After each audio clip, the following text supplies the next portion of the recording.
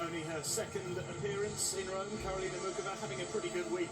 She's put out one of the home favourites already in Martina Trevisan in round 2, looking to take out another of the Italians here in the third round of the Internazionali Biennale d'Italia. This may be a home tournament for Camila Giorgi, but her record here was less than impressive heading into this week. She's into the third round for the first time after a couple of pretty comprehensive wins in the opening contests. Can she make it through to round 4 here at this WTA 1000 event in the Eternal City? Well, very good morning, welcome along to Centre Court. Rain interrupted day yesterday means a busier schedule than normal. We have the rest of the third round to complete here. On Centre Court we start with an Italian playing at this stage of the competition for the very first time, Camila Giorgi.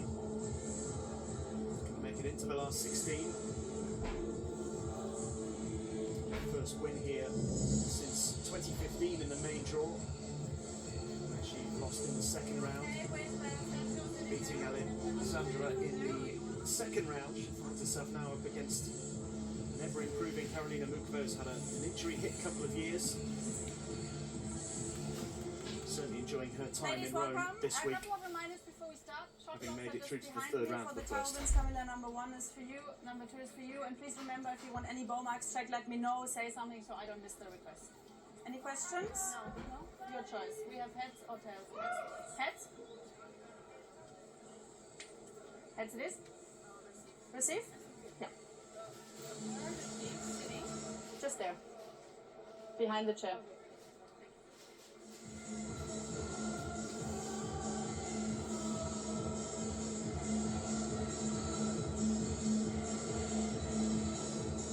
So on Centre Court today, we start with one of the home favourites, Camila Giorgi, against Karolina Muchova. Giorgi, who hasn't been able to show the Italian crowds in the past what she's capable of. She's already a title winner on the WTA circuit this year. Collected a trophy in Salida. Muchova has had plenty of injury worries over the last few seasons. Certainly a difficult opponent, capable on her day of giving anybody a hard time.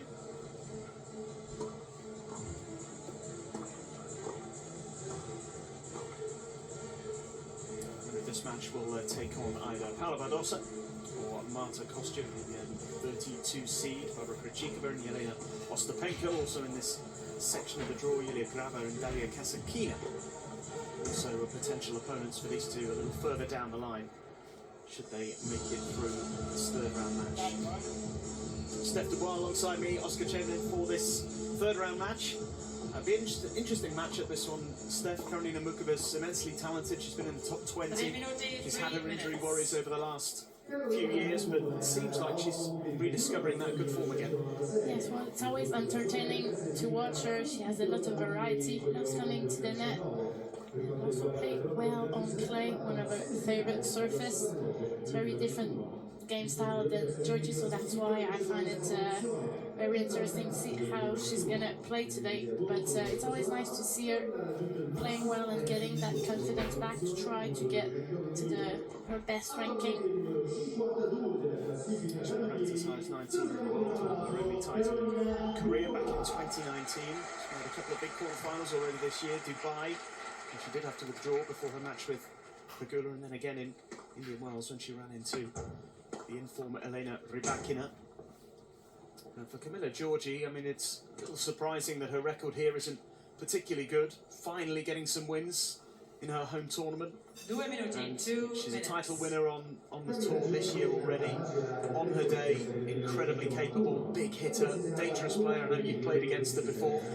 And you know, it just depends what we're going to see from her, really. We never know. Yeah, I played her about 13, 14 years ago.